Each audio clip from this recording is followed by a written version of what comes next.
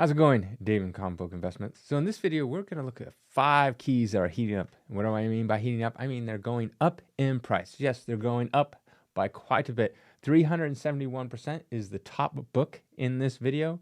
So you're going to want to check that out. Also, if you're ever browsing eBay and you think, I should buy that or I should put a bid in that auction, use my link below in every video I have. I have an affiliate link.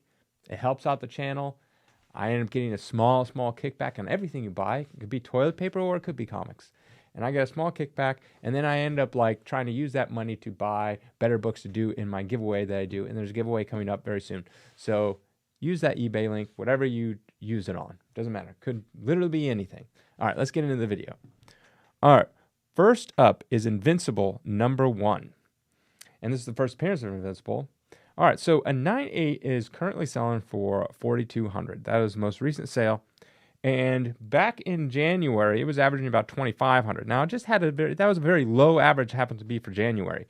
But it was $2,500. That is up 68%.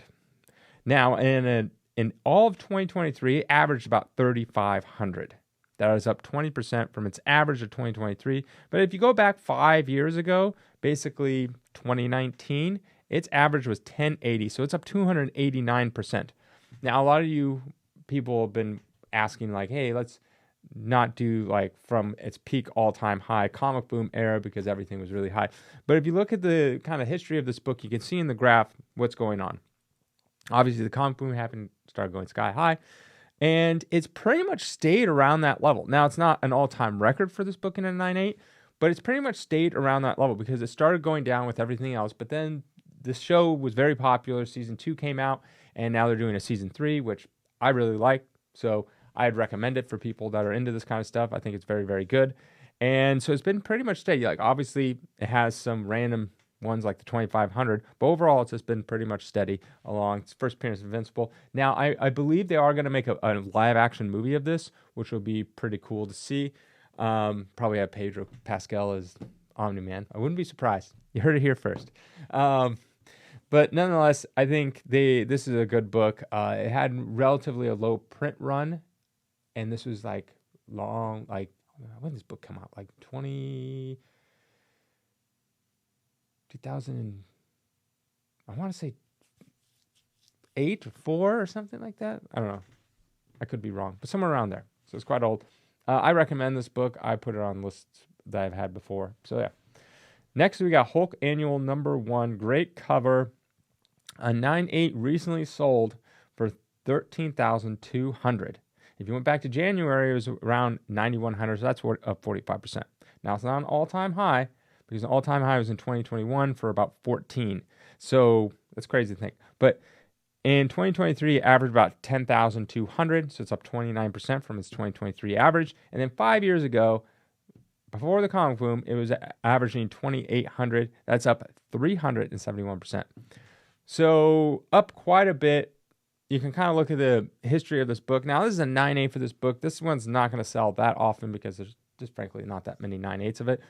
But I mean, one recently sold for $13,200. Its all-time high was during the peak for 14. So it's just slightly under its all-time high, which is really good. I mean, people love this book, iconic book. It's not really like a first appearance of someone major or anything like that, but people love this cover by Steranko. Great cover. I'd love to have the original art. I don't even know if it exists. That's the thing with like some of this older stuff. You don't even know if the original art actually exists. But nonetheless, this is a great book. You can't go wrong with this book. People love this book. It's a great cover. I mean, it's been homaged billions of times. So, but yeah, in a 9.8, it's doing pretty well. Overall, the other grades are kind of, they're kind of all over. There's some going up, some going down. It's kind of like in this, obviously they're not hitting near their peak prices, of 2021, but they're not dropping. They're not as far down as other books that I've done before. All right, next we got is Mad #1. In a 501 recently sold for $2,500. In January, averaged about 2,050. That is up 21% from that. And in 2023, it averaged 2196, so it's up 14%. And then 5 years ago, it was selling for about 12,000 or 1,250. So it's up basically 100% from that. if you kind of look at that graph from it went up for its peak, and it's kind of just been not really down, up, like slightly down, but not as much as other books from its peak. So that's pretty good. This is a 450 example. This book is not a heavy seller. There's not a lot of them sold throughout the year. But overall, this book is doing fine. Even if you bought it at its peak, it's kind of doing fine. I think a lot of people, long term for this book, it's not going to be like a massive gainer, but it's not going to be a big loser either. So it has a low, or the ceiling for this is pretty low, but the floor is also pretty high. It'd be like this, as opposed to like another book that could like jump all the way to be like that, whatever. So I guess the floor is high and the ceiling is low. So not a big gainer, but kind of a safe bet. All right, next we got Action Comics number 23, first appearance of Lex Luthor, and a 3.0 one recently sold for $11,000. And these don't sell often, but in 2022, that's the next year I could go back on this 3.0, it averaged about 8,650. That was up 27%. In 2021, it averaged 9,600, and that's pretty much just all sales. So it's actually beating its peak price, if you want to consider that. It's up 14%. And then 5 years ago, it was selling for 7,777. It's up 41%. So the comic boom, like if you look at a modern or bronze or copper, you'll see the graph kind of go way up, right? Within like 3 months, like tripling in price. That was not the case for majority of silver, other than the big keys, and majority of golden age, other than the big keys like Action 1 or something like that shot up. But even the Action 1s are still doing well.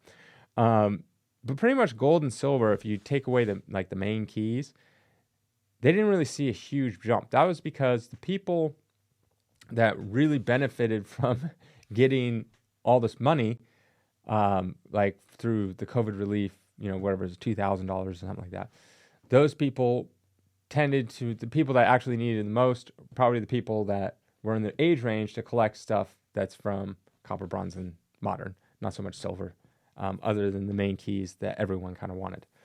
So if you look at this, its peak was actually in 2017. That's when this book particularly peaked. So yeah, not even in 2021, it was actually kind of down a little bit. So interesting thought there, right there, is that during the peak times, it's not always the peak time for every single book. All right, last on this list is Shock Suspense Stories number 12. In a 3.5, a 3.5 recently sold for $600.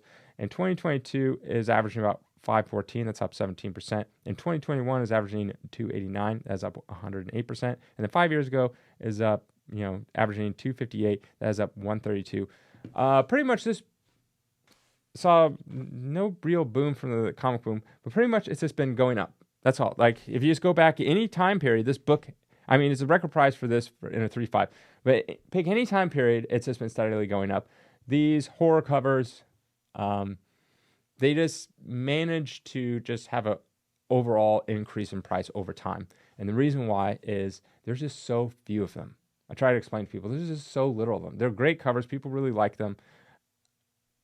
I like them personally, but there's just so few of them. And so you don't need a lot of collectors or dealers or people that are passionate about it to want this to command a high price. So you just need a few people, and that will push the price higher. It's not like a modern book.